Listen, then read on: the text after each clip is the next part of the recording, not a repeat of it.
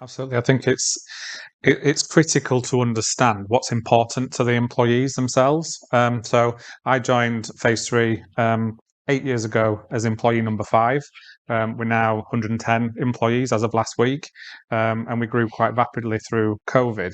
And that kind of transformation in an organization is a challenge because you go from being very small, that small company super glue where everybody knows everything that's going on, to ultimately a much larger organization where you have to have a HR team and a finance team, etc. And employee benefits has been a key challenge for us throughout that journey because what we sell is professional and managed services. We're not selling software, it's our teams. Their knowledge essentially, which is on sale for us. So the people are the most important factor, and we have an internal motto, which is our families come first, our colleagues second, and our clients third. And on the back of that, we looked at throughout the employee journey, and I think this is important, at different stages of that employee journey, what's important to them as benefits. So for onboarders, for example, they were telling us, we want to choose our own technology. We want a safe home working setup.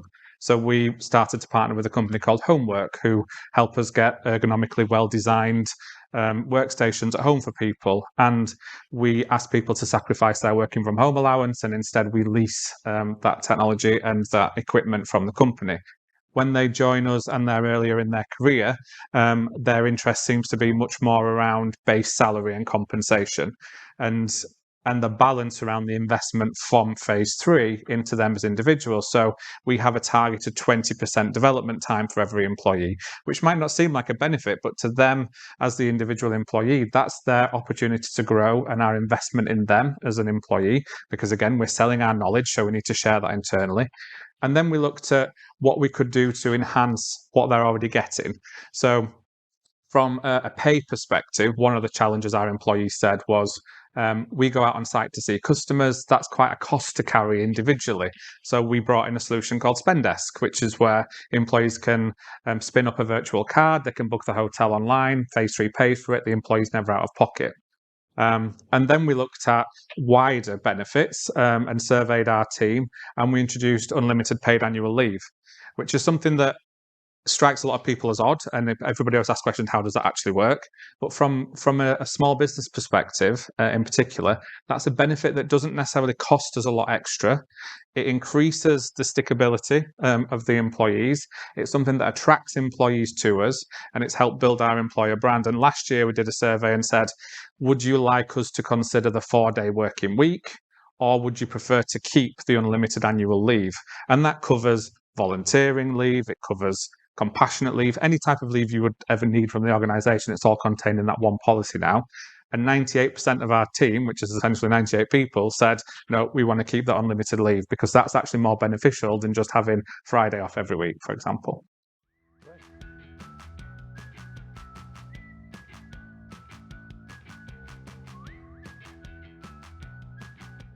The key is consistency ultimately, and offering consistently to every employee what it is that you can offer. So I think we again looked at what different people wanted and needed. We've focused on becoming a disability confident employer. We're a menopause confident employer. We're working on becoming a fertility confident employer. And that all wraps into the employee experience, but also understanding from the employee's perspective what's important to them that we will support them with as an organisation. And, you know, profitability and employee benefits aren't necessarily mutually exclusive. There are things that we can offer for free. There are things such as Perkbox, for example, which I think is a great tool that we've been able to implement internally. That includes an EAP for our employees, 6 free counselling sessions per year. We have mental health first aiders, and we encourage people to take time out, as well as the unlimited leave, which obviously encourages people to take more time off. And I would say with that, we have a minimum threshold that people must take of 35 days. So it's often sort of heard in organizations where you implement unlimited annual leave, people take less. We actively encourage people to take more. So there are lots of things that you can do. And as I said, I think the key is consistency to make sure that everybody has access to the same opportunities in terms of those benefits. The hardest thing actually is reminding people, because there are a plethora, what is actually available to them, how do they access them, and making sure that new people that come on board get that same level of communication around this is everything we'll do for you as an employer.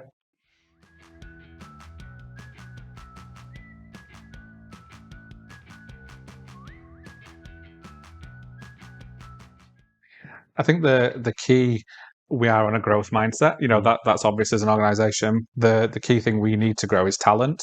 Whatever shape or form that talent comes in, doesn't really matter to us. And I think it's about that continual conversation. So having the feedback mechanisms, we have a pulse survey that goes out on the first week of every month, and we ask the same 5 questions every single month. And through that mechanism, we get a lot of feedback in terms of what we could be considering next. But I think there is a certain type of person that would be attracted to an organisation like Phase 3, which is an organisation that invests in our people, probably sort of in the mid-range of their career in terms of they've got lots of experience within HR, payroll, finance, but want to move into sort of consultancy as professional services. And so I don't think the demographic will necessarily shift in terms of the employee base, but I think what we will see is that our team ages with us because our tenure is very high. We have very low turnover ultimately, and employees are generally happy. We're a great place to work. We've been certified for that. And I think from a growth mindset perspective, all we're looking at is where do we get the talent from? And as we've heard a lot today, a lot of that comes from sharing that knowledge within. And for us, 20% of your week as a development time is a big investment for a professional services organisation, but it's the only way that we can grow and nurture the people to give them the skills and knowledge that we need them to have.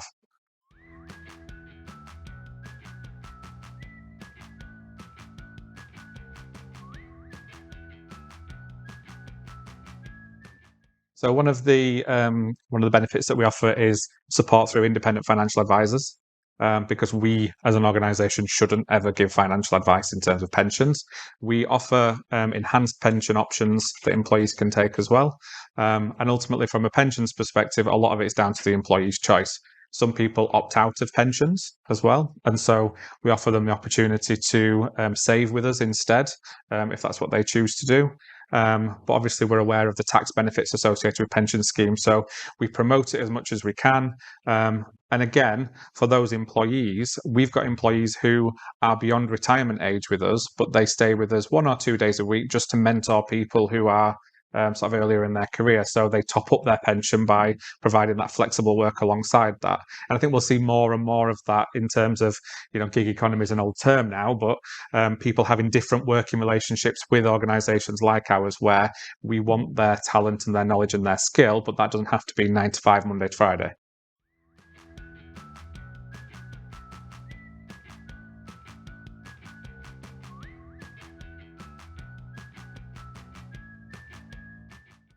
So there are a few rules around it. Firstly, it's only available after probationary period. So that's a given that during probationary period, employees can take a maximum of 3 weeks. Leave must be booked at least 24 hours in advance. So you can't use it to replace sickness, for example, on the morning if you're not feeling well.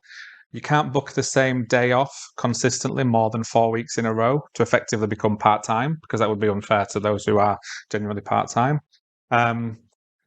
If you want more than 3 weeks off at any one period, it has to be approved by a senior person. And if you leave the organisation, then it's quite clear in the policy that the entitlement for leaving will be based on the statutory rather than obviously unlimited, because you could take your last 3 months of notice period off if you requested it.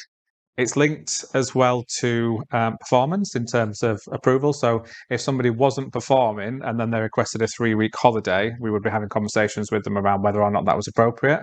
But at the same time, we recognise that, for example, for periods where people are going through IVF, it is much easier to not be at work than having to keep moving things around to go for the various scans during certain periods. That's a prime reason why we introduced it, that those employees sort of felt that they had to book the full day off, and you might be going for a scan sort of day 1, day 3, day 5, then being recalled back later to have insemination, etc. So that's a prime example. Volunteering, another example. People wanting to take 2 days off to do voluntary work. I volunteered for 7 years with Samaritans and often went during the week to conferences and weekends away. We had to have Fridays off. So it replaces all those other kind of policies that you need around studying, etc., and puts it all into one policy. And ultimately, the challenge we have is making sure that employees take enough. Because we want them to take a minimum to be rested.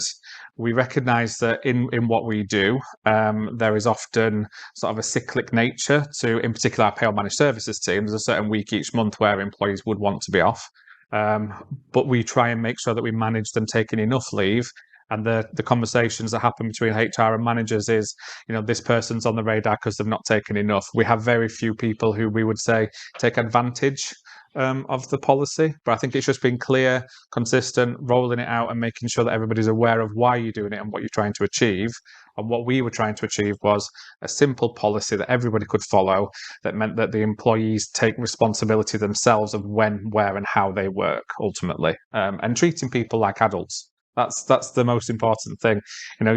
I know I can take half a day's leave, for example, during the week, and that's absolutely fine. But I know if I've got a really busy period, I might work for 2 weeks and not have any break at all.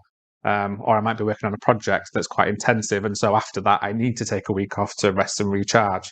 So it won't work in every organisation, that's fair to say. But I think being clear about the policy, and I'm happy to share that policy with anybody who wants to see it, because it's got more detail in there. And help you pitch it to your leadership as well.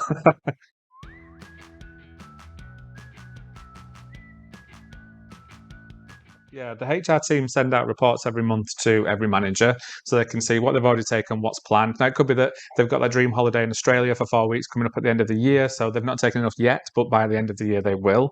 Our leave year starts January and ends in December. So we try and avoid people backloading their leave and everybody having December off, because obviously, again, professional services, if everybody takes a month off, we don't make any money. So the team are really conscious with having those conversations, saying, you've been heavily involved in these projects. We recommend you take some time off.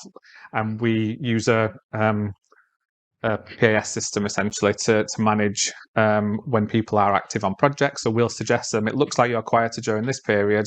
Can we give you some time off during that window? And we have between the teams good consistency in terms of people recognise, I might not have children, but you do. So you take time off during half terms, I'll take time off in non-half terms, and we'll work it between us that way. So it's about people working together and collaborating as well.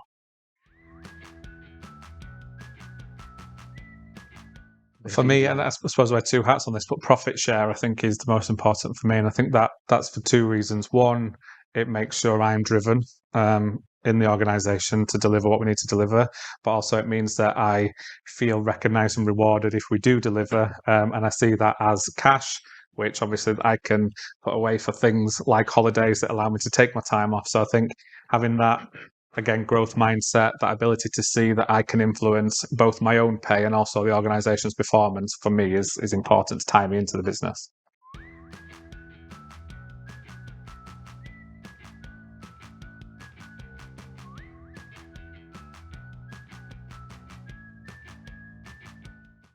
I'll give my view. Yeah, certainly. I think, again, it's about consistency. Actually, there shouldn't be in one area of the organisation that is carved out. We often see we're 80-20 professional services, managed services, and then back office functions.